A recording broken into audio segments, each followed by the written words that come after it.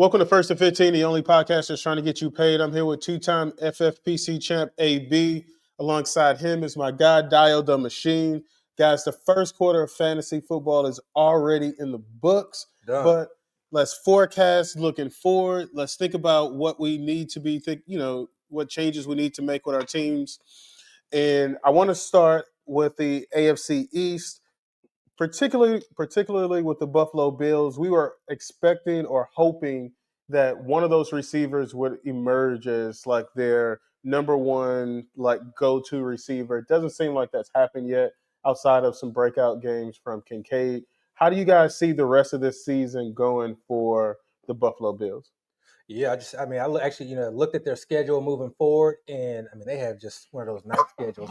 It really makes me upset that I do not own more James Cook. He is absolutely balling.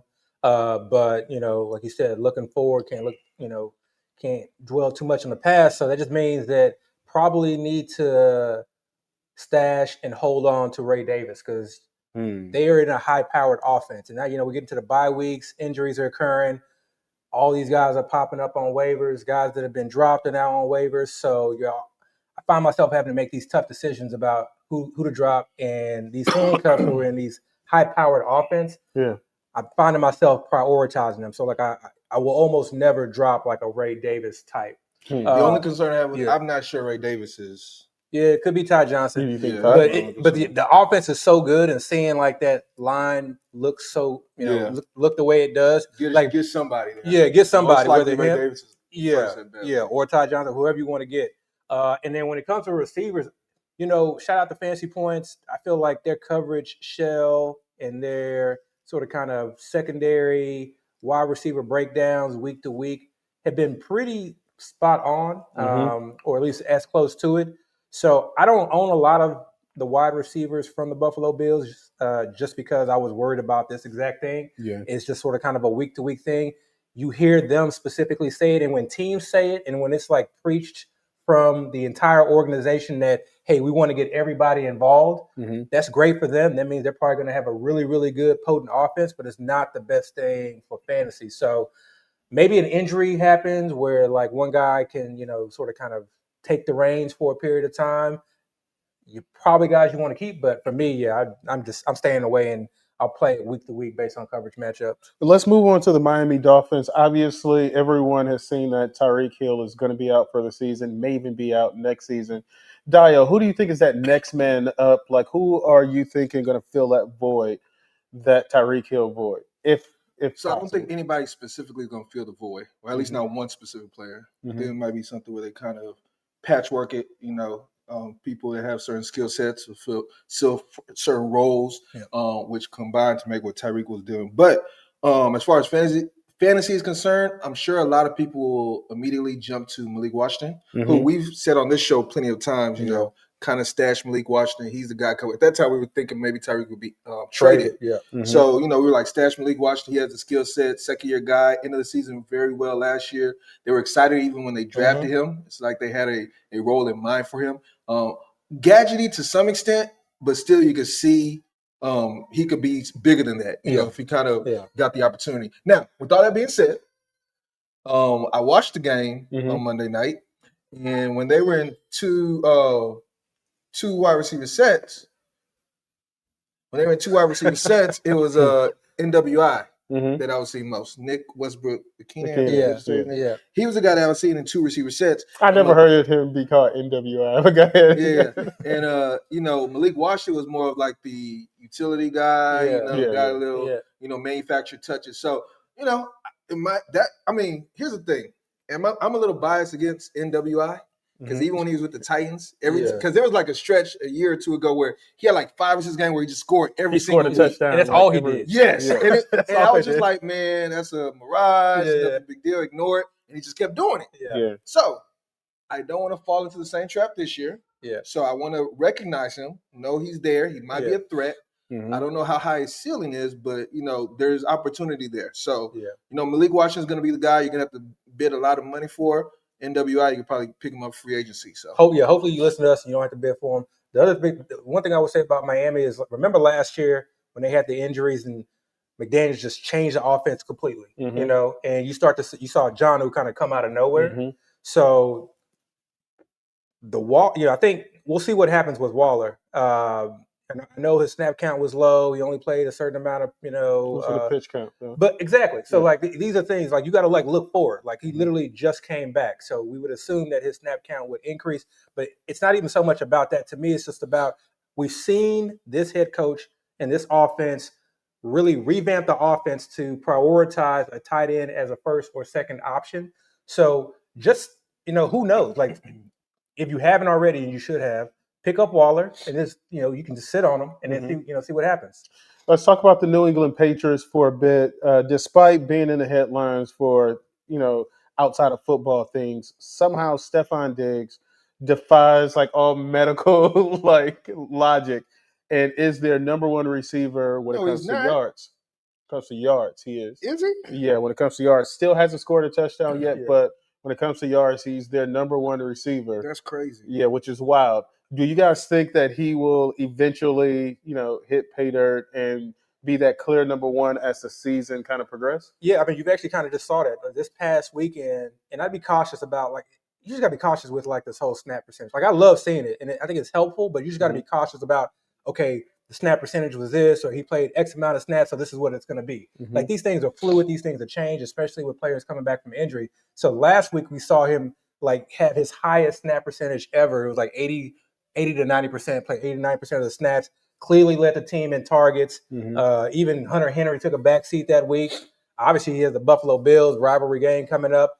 I think it's definitely still one of those things where it's kind of like a wait and see approach. But I feel kind of comfortable, especially in a rivalry game, prime time Sunday night. A guy like Diggs slotting him into the lineup. So I think Chris, you he'll can be change there. the spelling on the banner, right? If not, it's cool.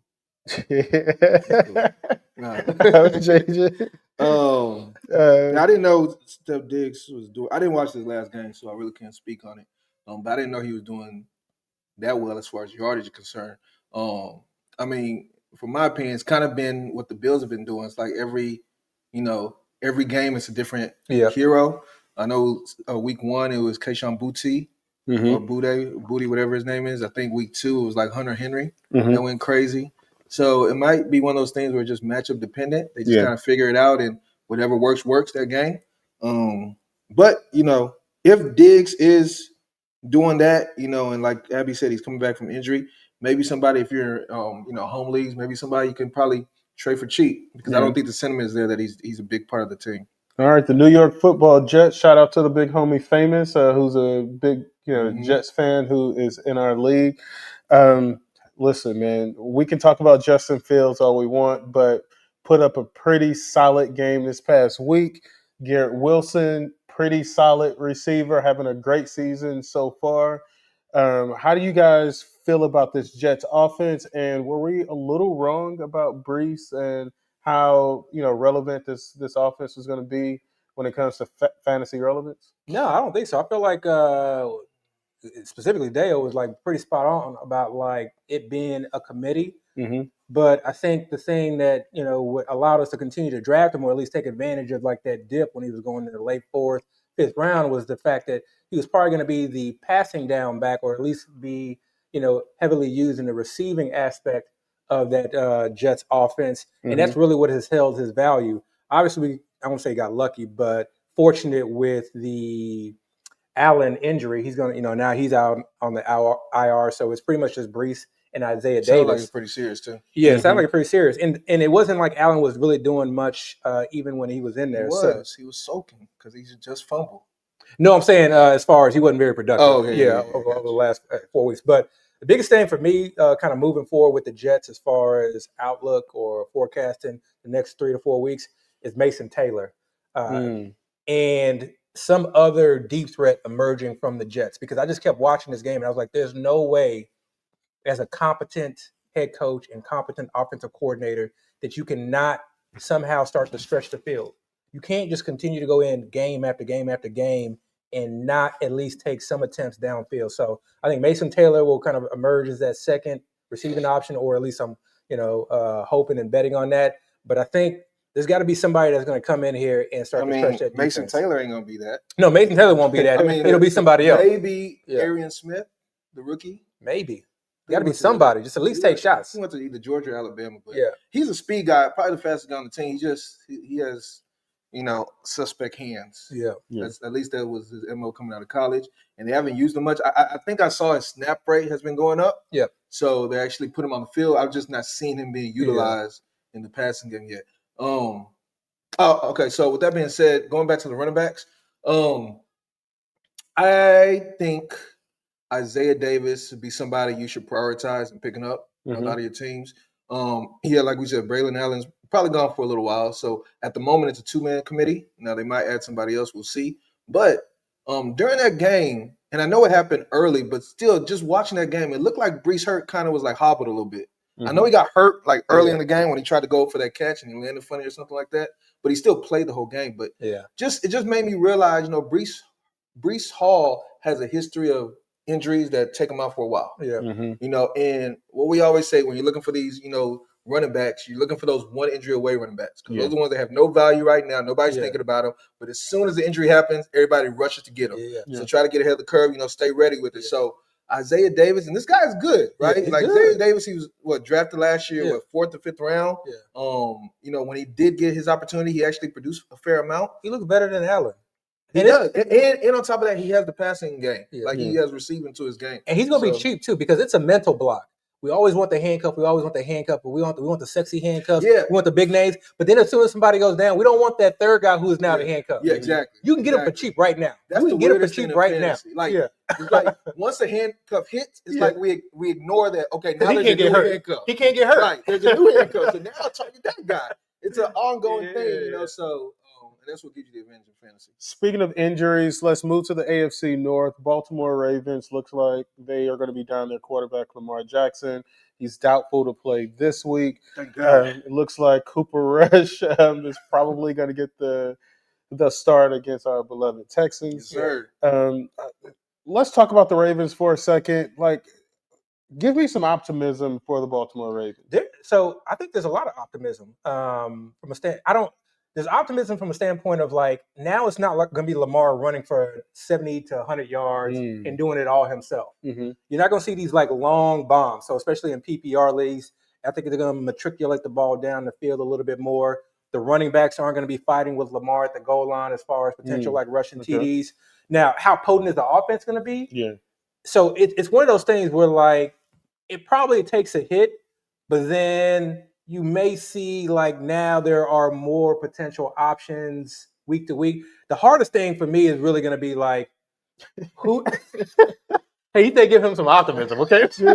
I'm trying here. I'm trying.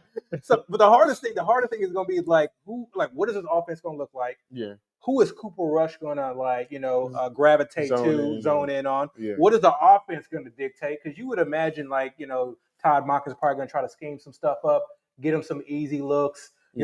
Are we going to see Likely return? Are we going to see Mark Andrews return? It's going to be a lot of bubble screens with Zay Flowers. So who, or is it just going to be mostly, Derrick Henry and then, mixing in Justice Hills?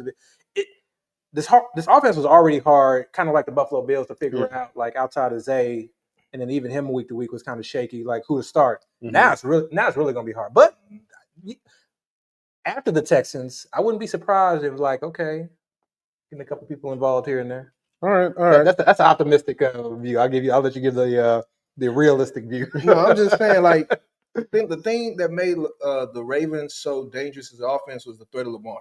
Yeah. Just that threat made everything else open up. You take that away, they become a basic offense. They become just like your regular offense that really doesn't have anybody special. I mean, Derrick Henry is a good player, but let's be real. These last few weeks, people have been stopping him. It's you kind of figured him out a little bit. If you just don't let him get that head of speed, and you kind of shut him down early, he's not going to hurt you too much. Yeah. And the receivers, Zay Flowers is great, but didn't Zay Flowers have a game with just one catch recently? You can take those guys away. Yeah. So, I don't know. The good thing about it is Cooper Rush has starter experience from last year when he replaced Dak.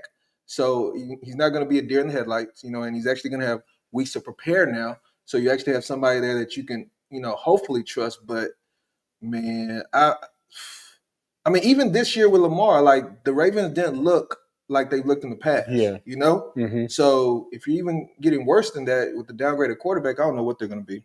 Yeah, no, that's fair. That's fair. That's why I wanted some optimism. Thanks a lot, Darian. Let's talk Have me go about first. let's talk about Cincinnati. Yeah, I think we need some optimism as well. Browning has looked awful. Yeah. I thought because he had that decent stretch last season that he would come No, it was in like thinking 2 years ago, I believe. Yeah, maybe 2 years yeah, ago. yeah. So even more time in between that. I Yeah. thought that he was going to be almost like what you We all did. said about Yeah, Cooper a lot of Rush, people thinking did, that like with that experience, he was going to be able to not give you all of what Burrow, but at least some of what Burrow gave you. Yeah. And that offense just looks awful. Yeah. To me, like the biggest thing, and this is why I was just like, all right, I don't want to kind of do the Browning thing this year, is the offensive line. Like that was the biggest thing because I remember watching the Bengals game, and they were just they were struggling with Burrow. Yeah. Like they were struggling with Burrow. Burrow was like fighting for his life. They can't get the running game going. And then you like looked ahead at the schedule, and they just had this like brutal schedule, these brutal matchups. So I think the optimistic thing is just that like typically teams when they're this bad make changes, and usually those changes lead to them not being as bad. Like even last week, even against a really good Denver defense, the running game, even though it wasn't amazing or anything, was still better than what it was. He wasn't, Chase wasn't getting hit in the background. Chase Brown wasn't getting hit in the behind the line, like on every single carry. So I think looking forward, I think they have better matchups to come. In fact, I actually would not be surprised if we had a Browning game against the Detroit Lions and we saw Chase get his, we see Higgins get his, we see Chase Brown. Like if we just saw a return of the offense, I think when you look ahead at their schedule, they have some nice matchups coming up. So if you can kind of, maybe keep them on the bench, Chase is going to be hard to keep on the bench, but maybe play the matchups with some of the other guys and just sort of kind of find your way through the storm. There's gonna be brighter days ahead. Yeah, I think they're gonna be all right. Like I think the reason it looked so bad this last game was Patrick Surtain because they were getting the ball to Chase. It wasn't as much as Burrow, of course, but they put the ball in his hands and they were targeting him a lot. It's just that Surtain was shutting all that down. And they missed him on a deep post. He was like wide open on a deep post. Right. They had opportunities like that early in the game where like the other DB, the safety kind of cut it off. Yeah. Like if that guy didn't make that play, he would have caught that ball. It would have looked nice. But the way Chase and Higgins looked on the sideline in the game, bro, it's just so deflating, man. Yeah. It's not, like it give you no hope. It's like they kind of quit. Like I mean, they went out there and played, but it's almost like they were Brown like and Devontae Smith. I mean, I guess, but they almost were like, man, this is hopeless. Like, and I don't like seeing that out of my players. But you know what they have going for them now? The division that they're in. Everyone in that division right now has hope that they can win that division because you got Baltimore is Baltimore is reeling right now. They got a 1-4 record, and Lamar's going to be out. They may end up 1-6. They're 1-3, but 1-3. 1-4 sounds about right. Yeah. This is going to air Friday, by the way. No, Sunday night. Yeah. Sunday night. And then they obviously Cleveland with their rookie quarterback, and then Pittsburgh. Pittsburgh's Pittsburgh. So. Yeah, well, let's talk about Pittsburgh for a second. DK Metcalf leads that receiver. What'd you call him? That potential receiver one. Hey, he's position ranked 17 right now. So according to FFPC, so that's not too far off. I mean, considering injuries, things like that. Yeah. Obviously, he had a huge game this past week against Minnesota. But let's talk about that offense a bit. They're on the bye this week, but let's forecast out because they haven't had that second receiver to really emerge. I was just looking at the stats a second ago. Jaylen Warren is actually their second leading receiver. And he was probably their leading before this last game. Right. So who do we expect to emerge in this, second half of the season? I don't know, and I do not care. You say in Mike Tomlin voice, I do not care. We do not care because I mean you can like take stabs. It's good to like roster the running backs because like in a situation where Warren went down, you saw Gainwell go. But otherwise, on a week-to-week basis, I don't know if it's going to be Gainwell. And then after Gainwell had that game, you can't put the genie back in the bottle. So like now you got to like. Warren will probably still get some passing down work, but it's going to be like a week-to-week proposition. We'll see, man. We've seen situations where a backup comes in and goes crazy. Like we've seen Sean Tucker do it. go crazy, and then they just literally don't play him anymore. Yeah. Seen Jonas Gray do it with the Patriots. I mean, it's possible. It's just Don't the OC. drop or give up. No. Yeah, don't give him up. And I'm not even saying no starter. I'm just saying the OC, and I'm stuck on my priors with this OC as far as just being able to figure. Because even then, I thought the tight ends were going to be involved. Like not Washington's being. I'm glad you brought that up. Glad you brought that up because I did read a recent article about this last game, the Steelers versus the Vikings. Yeah. And what they were saying was the Steelers, and I don't know if y'all actually watched the game. I know it was an early game. Yeah. But they were saying the Steelers actually approached that game different than they approached every other game, where they went really, really heavy in their personnel. Like they actually were playing a lot of 3 tight end sets. Yeah. Oh yeah. And they said the reason they were doing that is because they were studying the Brian Flores Vikings defense. Yeah. And what they noticed is the way they play defense, they always have 2 high safeties. Yeah. And it leaves the box light. And they said that no matter what personnel group they go against, the box is still light. They they don't change. So that's why they were like, okay, we're going to go into this game, change the way we've been playing offense, play Washington a lot more, who really wasn't playing it all season, and just run it down their throat. And as you can see, that's literally what they did. I mean, Game Boy had like holes like as wide as like the Grand Canyon. I'm telling you, and I texted it. I'm pretty sure there was one play. It was 4 wide, and each of the receivers were tight end. They had 4 tight ends split out wide. I mean, he was doing. I was like, he was in his bag on that game. He was. It worked. Really it worked. Was. It worked. All right, so let's talk about the AFC South now. Obviously, our Houston Texans have not started the season the way we wanted them to start. Nico Collins is Nico Collins. He's still clear receiver 1 on our team, but surprisingly, Dalton Schultz is, second in yards. Really, our second receiver, which is sort of surprising. Do we think that can hold up for the rest of the season, or do we think one of these rookies are going to emerge at some point? If that holds up, we're in trouble. And a lot of his targets are really like, Stroud is running for his life. Safety valve, Schultz out in the flat. I think with Kirk being back, hopefully things will start to work. If we can get the running game going and we can get some continuity with that, if Marks can become a thing, Marks Chubb combination, we can kind of get that to be serviceable. I think that will open up the passing game. The passing game looked better in my eyes. And we were playing the Titans, but still, I actually saw guys that were open. I saw plays that looked like they made sense. Because sometimes I just watch the offense. I'm like, what are we even like? What is this play like? What is this play supposed to accomplish? What are we trying to do? The offense looks so stale, looks so vanilla, like no motion, no play action. But maybe sometimes like that is just very difficult with the new offense. Very difficult if you don't have a run game. Very difficult if the line is like not doing what the line is supposed to do. A lot that I don't know. Maybe he can probably speak more on it or speak better on it than I can. But I have some hope because I think with Kirk and as the rookies become a little bit more acclimated, get up to NFL game speed, that this offense will start to open up. It has to. Can't have Schultz being the second wide receiver. I mean, keep everything in perspective, right? Kirk missed the first 2 games, as well as Berrios, who I don't think still hasn't played yet. So the receivers we had were Nico, Xavier Hutchinson, and the rookies. And it appears they're just not trying to play these rookies out the gate with a lot of snaps. So it's really just Hutchinson and the tight ends, which obviously was Schultz. So it makes sense what you're saying because Kirk lost 2 tight ends. Yeah, and they've lost 2 tight ends. So it makes sense what you're saying, Schultz being the number 2. Now, will it last? I don't think so. Because I do think the Texans, and I have no historical data to go to determine this by, but I do think the Texans, as the season progresses, are going to start to utilize their young talent a lot more.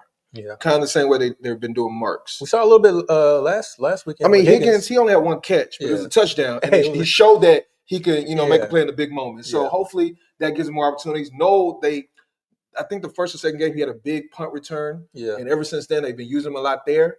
But he's showing he's dynamic. So hopefully eventually he'll get some reps too. So I don't think the Schultz thing will last. With all that being said, man, like Abby was saying, the offense looks so bad right now. I don't know if it's something that can be fixed either. That's my part. Like I don't see the light there at all. And that's kind of sad, you know, as a fan. Because I think it's going to hinder Nico Collins a little bit. That's the biggest thing. And I know people are still going to play him, put him in the starting lineup. He's going to eventually score, and produce points. It's just that people had hopes that he could probably be the overall wide receiver 1 this season, or at bare minimum a top 5 wide receiver. It's a bad pick. And there's a lot of bad picks back there. Damn, but that was one of them. Happy 4 weeks. No, that was a bad pick. That was a bad pick. Well, okay, Happy said it, but I'm not saying I was like telling people not to pick him. Like I drafted. I didn't end up with a lot of Nico, but I was definitely in the camp of like, like in that back whatever. In retrospect, definitely is a bad. Yeah, it's a bad pick. Yeah. Look, you got to be able to like week 4, week 5. And I'm not saying you drop him or like just trade him away for nothing. We're not. That's not what we're talking about. But like understanding like it's a bad pick now allows you next year when you're at that back end.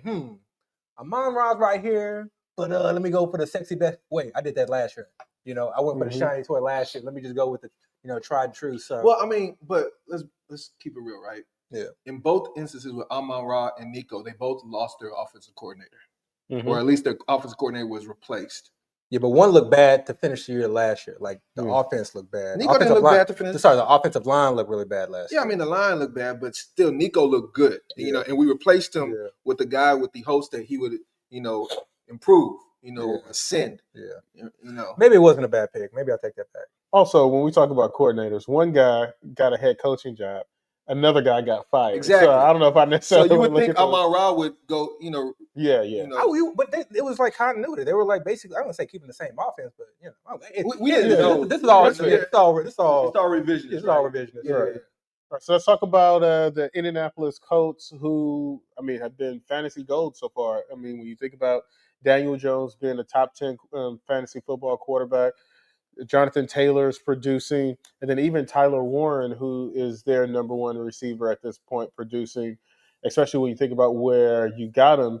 How do you guys see this AFC South leading team at this point, Indianapolis Colts? That's great. That's great. I feel like, it's a narrow enough target tree. Mm-hmm. It's a great offensive mind in Shane Steichen. I've always been a Shane Steichen believer. I feel like I've always been kind of like a Pittman guy because like he's oftentimes their first read, and they've added a couple of more wrinkles. And now that you have Tyler Warren now there, and then you either have A.D. Mitchell, ignore kind of what he did, A.D. Mitchell or a Pierce that can stretch the field, and they have a good O-line. They have a strong running game. You can like start Warren every week. You can start Pittman every week. Obviously, you start in JT every week, and then Daniel Jones. For me, I usually have 2 or 3 quarterbacks. Like at matchup play, I love teams just like this. And this is the first year with Daniel Jones at the helm, with a Tyler Warren in the system, and a healthy Jonathan Taylor. So I feel like this is not going to be a situation where it's like something fluky, and then teams will catch on and be able to stop it. They have enough weapons where they can kind of move things around, and as long as Daniel Jones doesn't turn back into New York Giant Daniel Jones, we should be good. I mean, they haven't really played anybody for real yet, though, right? I mean, the Rangers defense is good. Broncos are good. Broncos, yeah. Both of those teams have really good defense. I mean, yeah, I guess defense was cool. The team hasn't really played anybody yet, so I don't know how far they're really going to go this season. I don't care about them as a team. I hope they die. I'm talking about fantasy output. Well, as far as fantasy, Jonathan Taylor, kind of same thing I was saying as far as Brees Hall. We've seen him be hurt. I think those backups should be somebody you prioritize because I agree the way their offense is moving, they're going to score points. Giddens, I believe. Yeah. Now, with that being said, Goodson did play a little bit. Yeah, he did. I thought Giddens didn't play much at all, so I saw it might be up in the air. He played one, and there was one where he just it was like a blitz pickup that he just completely whiffed on. Giddens? Yeah. It kind of had me a little worried. So when I was going through waivers, who can I drop? He was actually one of the guys I was just No, I mean, but then it goes back to what you're saying about Ray Davis. You drop him now, What? Taylor gets who hurt. You're dropping him for? Yeah, who you're dropping him for is what I mean. Yeah. With all that being said, man, the kicker, Spencer Schrader. That's my guy. Number 1 on-player prospect across all formats. Yeah. That kicker right there, man. So, I mean, I don't know how strong of a leg he has. Like, I don't know what his he got this. I see it. He's like 65 plus. 65 plus? Yeah, he got 65 plus. Like, well, you saw what he said. This was very interesting. He said something on did you send it? Mm-hmm. Yeah. About the way that they are kickers can submit their own balls now instead of the refs. The kicker ball? Yeah. And so they're going a lot farther now. Yeah. So maybe there's some science behind it. But like I've told y'all, man, I don't know if I've said it on the show, but I'm looking for that next Brandon Aubrey. Yeah. Like I'm looking because Brandon Aubrey, we found him, right? And now his value was too high. But somebody else is gonna could be Schrader. I think and it might be Schrader. We just gotta wait for that opportunity. Yeah. I wanted to create a segment about which team could actually have like the biggest turnaround. And when I was thinking about that as a topic, I was thinking about the Jacksonville Jaguars. Uh, I just can't believe that Brian Thomas Jr. is going to like have the kind of season that he's had thus far. I just can't believe that Trevor Lawrence is going to continue to have the season that he's had thus far. Like, what about Travis Hunter? Can you believe? I can believe Travis Hunter is going to have it. I knew that shot was coming. I knew that body shot was coming sooner or later. He is a quarterback. I knew that body shot was coming. But no, like, do we believe that they're going to turn it around? Like, how do you guys feel about that offense? Do you think that there's any optimism for the Jacksonville offense? I'm gonna talk against myself. Mhm. So one, I think the offense will get better. Okay, what that means and how you kind of decipher being better is a little bit tough. But I think that offense is going to get better because I do trust Liam Cohen. What I've seen on tape and what has he been able to do, or what he's been able to do, just the running game alone, like what he's done for ETN. So glad we were all just beating that ETN drum all season. Hopefully you guys got to take advantage of that too. But just what he's done in that run game, to me, shows like the impact that he can have on the offense. Strange is viable. Brian Thomas, again, bad pick back there. And I was someone who was high on Brian Thomas, but that's a bad pick at the end. But even then, I still see some improvement. Now, talking against myself, Brian Thomas is not being used in the way that we thought or we were anticipating. That first press conference talking about, I was watching tape and I saw how much Brian Thomas was being used in the slot, and people don't realize he just absolutely dominated in the slot. If he doesn't touch the ball 10 times, a game, et cetera, then I'm not doing saying that, Cohen? Cohen was saying that. Oh, really? That literally was I'm the glad impetus. I missed that. Yeah, that was the impetus. I'm so glad I missed that. That was the impetus for why I was just like, okay, Brian Thomas was gonna be it.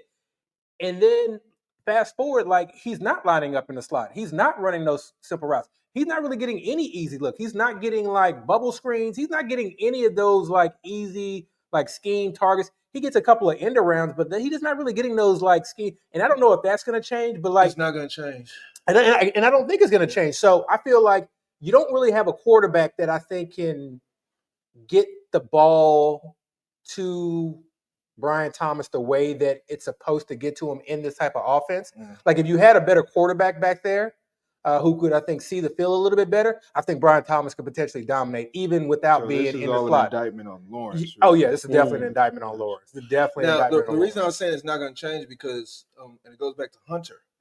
They said Hunter is going to strictly focus on one position this whole year on offense, which is that slot position. Yeah. He's playing 3 receiver sets in the slot, 2 receiver sets. I don't even think he's out there. No. Right. So if they're having him focus only on that slot position, then they don't have an opportunity for Brian Thomas to be in the slot because he's not even practicing reps on the outside at the moment. So if that's what you're hoping for, then you're right. I don't think it's happening this year. And then in that case, it probably was a bad pick. With that being said, I think a lot of the problems I've seen from Brian Thomas is, he's just kind of been playing a little scared. Yeah. Whether it's due to injury, whether he's afraid of these hospital balls, causing the injury. Something's there mentally for him. And I feel like if he can fix that, it'll be a lot better for him. He's not playing like he played last year. Last year, he played like an alpha. The ball was in the air, he went to go get the ball. That was his ball. Last year, when you watched, it popped off the tape. Yeah. The ball was in the air, that was his ball. You it didn't matter who else was in the picture. That was his ball. This year, that's not his ball. Yeah. And a lot of people talked about this last year, and I just didn't want to believe it, or I was just well, I can, I'm sure he can figure it out. But a lot of the success last year was due to Mac Jones. A lot of it was due to Mac Jones. That's true. Yeah, I don't know if I want to admit that Mac Jones haven't hit anything contributing to anybody's success. But let's talk about the Tennessee Titans. I was kind of high on Calvin Ridley coming into the season. And for him to not be their leading receiver right now is kind of troubling to me. The rookie, what is it, Alec Ayamana? Ayu Manor Yeah. is their leading receiver thus far, which is wild to me. I don't feel comfortable starting anyone, and that's kind of including Pollard as well. How do you guys feel about this offense? And have you or not rostered? But have you started like anyone in this offense the last couple of weeks? No. See, y'all know what I went through last year now. And this is the only reason like I wasn't like on Ridley this year was because I was on Ridley last year. And everything, like every talking point about why Ridley was going to succeed last year, I had sold myself on last year. Oh no, they said he's going to be used just like Jamar Chase in the offense. He's going to be moved all around. He's the clear wide one receiver. This is what's the guy's name? I don't even remember his name anymore. Whatever quarterback was there last year. He's going into the second year. He's going to be. It's got to be better. Everything's got to be better. The defense is bad. Will Levis, yeah. The defense is going to be bad. They're always going to be in negative game scripts, etc. I went through that last year, and then towards the back end, he started playing a little bit better. But I went through that last year, and I was like, well, he's not really like an alpha, like elite wide receiver. And so, like, in a really, really bad situation, he's just going to be bad, you know? And I think that's just what's happening this year. He's also like going through some injuries and things of that nature. But I'm honestly like not shocked. This is just a really bad offense. I think what's going to need to happen is like somebody's going to need to get fired, and that can go either really, really bad or maybe it gets a little bit improvement. But I just think this is like a dumpster fire, to be quite honest. Even like my Tajay Spears shares that I have, I'm like questioning, like, is it worth holding on to? Yeah. Any input, Dave? Or you're just not playing any Titans at all? I'm playing Pollard. Okay. I'm playing Ayu Manor in certain spots when I need him. Yeah. That's it. I was looking at that kicker for a while. I was just trying to monitor him this last week just to kind of see what he does because he was actually number 2 kicker behind Schrader. But he got 0 against the Texans. He actually missed 2 field goals. Yeah. So I was like, yeah, give up on that one. And they said they're going to get Gunnar Helm too, a little bit more work. So Dynasty. They say that, but he only had 1 catch this last game. What? Getting more. Quanko's still there. See, they want to say they give him more. But what are they going to bench the other guy? And it's not going to matter because he's still playing for the Titans. Right. So it's like kind of ignore that. So yeah. All right, AFC West. Let's talk about the Denver Broncos. Have looked pretty good with my boy Bo Nix. Who are you on Bo Nix or you off Bo Nix? You seem to be very wishy-washy with this. No. I've been high on Bo Nix from day one, man. I'm a day one Bo Nix fan. But fandom wavering. I'll be honest about this though. I did not see Cortland Sutton having the kind of season, sort of picking up where he left off last season. It looks like Marvin Mims is starting to be manufactured some touches. That offense is starting to get a little more creative under Bo Nix. How do you guys feel about this Denver Broncos offense? I mean, look, don't forget about Troy Franklin. Troy Franklin, I think, is their number 2, like in receiving option. Maybe number 2 in targets, I think, right now too. Yeah, I'm with you. Like, I definitely did not give Cortland Sutton enough respect this year.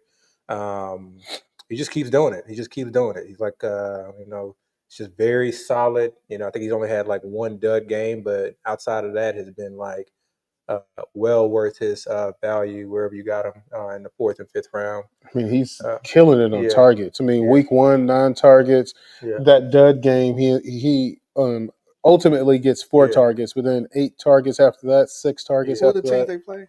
Huh? What are the teams they play? They play Tennessee. I got you on that one. He did have the dud against the Colts.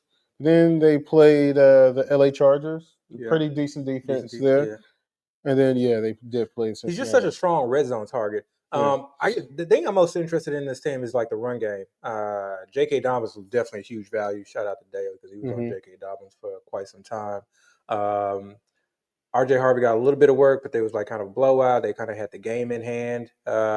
He got some specific plays drawn up for him like that. Wildcat was kind of interesting. Yeah, so I think, and you kind of like, listen to the tea leaves. It sounds like they do want to get him more involved. So I'm just interested to see if he's able to kind of carve out more of like a 50, 45-ish, percent committee. Because if he is, he definitely becomes someone that you can like at least maybe slot into the flex. And then obviously if either one goes down with injury, I feel like you see a situation where they don't get like all of the work, but they get like almost close to like maybe 80, 75% No, they would of the use work. Beatty, and they would still. I think they still have McLaughlin. Yeah. on the team. But I don't know, man. I'm still not a believer in that offense. I think Sutton's gonna do his thing. Yeah. Because he's just gonna outfit his way to targets, right? But the rest of the receivers, I don't think much of them like the running game. But Yeah. I don't believe in Bo Nix. I think this last game were kind of skewed. They were playing the Bengals. Yeah. You know, so we know how bad the Bengals defense is. They got a test coming up with And Philly. That's gonna before this week, Bo Nix wasn't had that great of a season. Yeah. Honestly. So I don't know. Maybe I need to see it a couple more weeks before I truly believe him. But like, yeah, I know, we want to hype up Franklin a little bit, but I was seeing Marvin Mims a lot on my screen on Monday. Right? All gadget. It's all gadget. I know, but I'm just seeing him. Like, why? Like, why are you still? They like used, him though. You know? I even saw Pat Bryant get some. No, for real. Like, why he's fast though. He's fast. I hear you, but Franklin should be getting that work, right? That's just I see Evan Ingram. Like, what's going on there? Like, totally. like, Drop his ass. That offense. It actually looks really similar, like you were saying, to last year's offense. And I thought we were going to take a step forward, and I just haven't seen it yet. Yeah. So to be determined for me.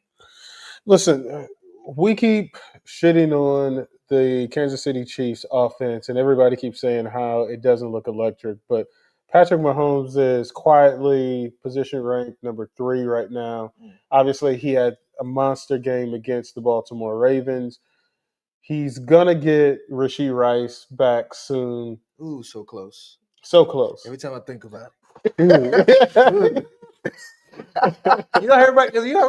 Everyone keeps talking about injuries and bye weeks, and all I keep talking about is week 6, week 5, Kittle coming back, Rice coming back. Oh man, I can't wait. Can't wait. Do we think that this Kansas City offense can explode once Rashee Rice comes back? I do. The reason I say I do is because because here's the thing. I thought they were going to be pretty okay this season with what's his name, Rice, Worthy, maybe even Kelsey a little bit, maybe to some extent Hollywood. But what I didn't expect is all these other guys actually producing, like Tyquan Thornton, Juju Smith-Schuster. I'm not saying he has a big ceiling, but he's still being utilized. Yeah, he's steady. Smooth the chain. And then if they get Brashard Smith in the passing game, that could open up all type of options. Like he could probably, stretch the whole field and have guys available to him. So, I mean, the biggest reason why the offense is doing what it's doing is because they can't run the ball. So everything comes through the passing game. So I think that's the biggest reason why you're seeing like the passing game and Patrick Mahomes do what it does. Do you think that changes? Do you think they're going to be able to run the ball? I think if they have serious they really want to contend for a Super Bowl, you have to be able to. They have to. Every time they won the Super Bowl, they've been able to run the ball. And sometimes it's been with like no name. There was that one year with Damian Williams. People don't go back. If you go back and look at that game, especially against the 49ers, he should have been the MVP there. Yeah, he should have been the MVP. Yeah. And this happens year after year after year. If you can't run the ball in December and January, going into February, you're not going to win a Super Bowl. I don't care who you are. Bills learned that. Bills learned that. Do you think Brashard Smith can be that every down back? No, I do not. So they have to get somebody else. And I like Brashard Smith, but he's just they have to get small. somebody. They got to get somebody. They got to get somebody else. I think you ask him to do way too much. He's just not built like that. Yeah.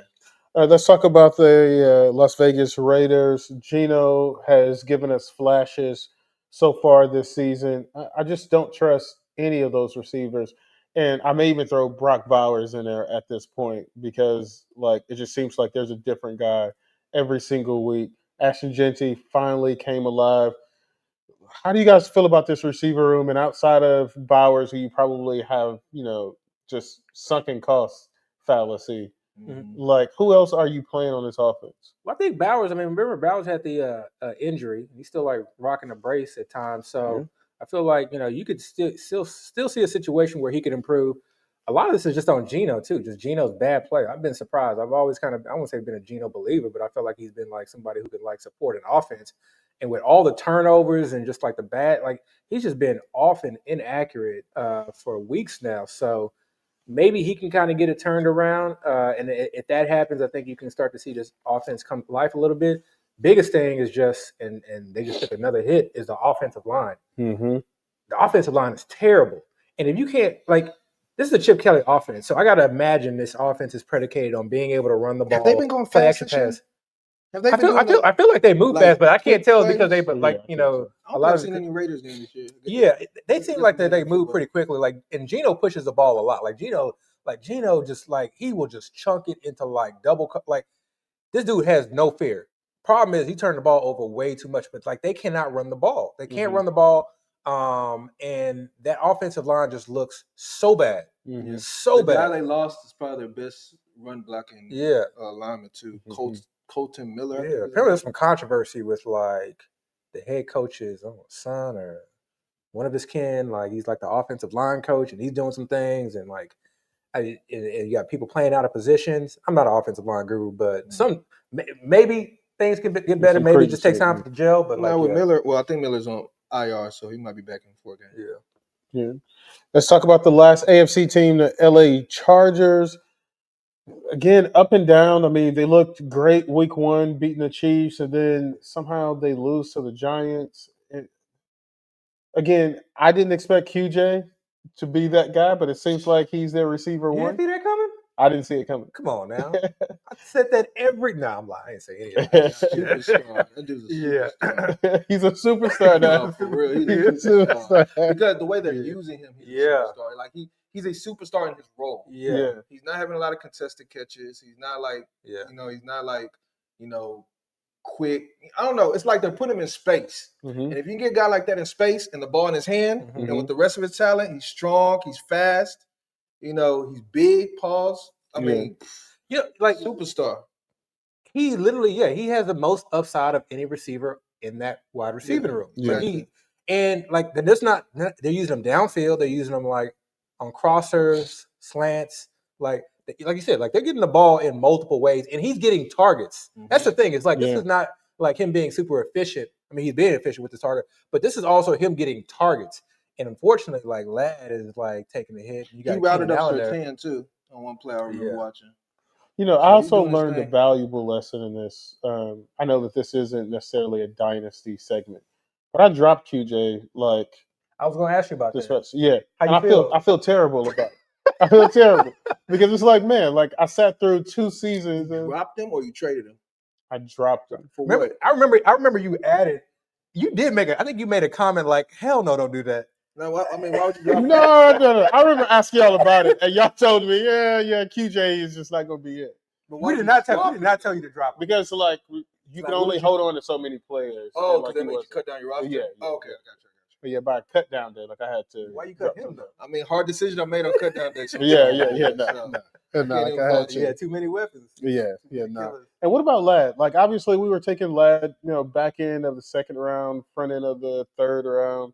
Like, what do we think about Ladd at this I point? got one last share, Yeah, and it's the team that we got. the team that we drafted. But that was a hard draft though. That wasn't that's when like everything was tight, and I was like, all right, look, obviously you could be wrong. I think Lad's gonna be okay. I think he's gonna be okay. He probably doesn't have the ceiling that I had hoped he was gonna have, but because he's getting targets. This last game he was having a bad game. Like he was dropping a lot of passes.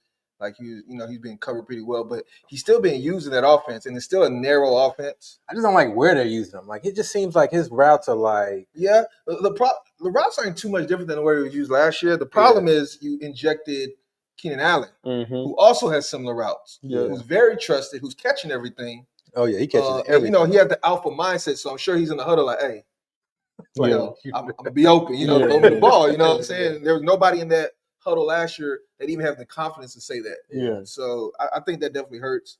But I And think then- Ladd will be okay because again they're still throwing him the ball. You know what He else? just has to make the plays. What else may hurt him though is like how much Hampton is being used in the passing game now.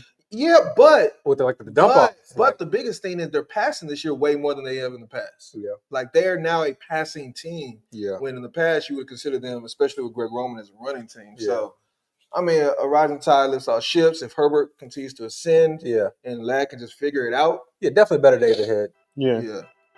All right, guys, that's our AFC forecast for the first quarter of the season. Stick with us. We're going to go through the NFC teams next. Why is it that only with you things always go wrong? When yesterday you said it's me you looked for so long. We stayed up all night long, writing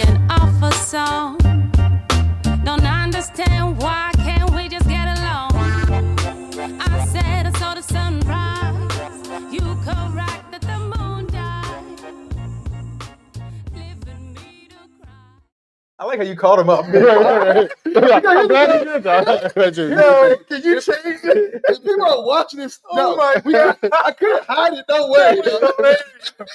I couldn't sneak it in. I just have to be like, look, I just got to rip the bed out, Chris.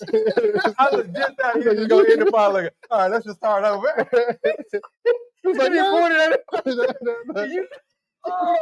I guarantee you, people would have been looking at the whole episode like, it says, I know that's not how. Oh,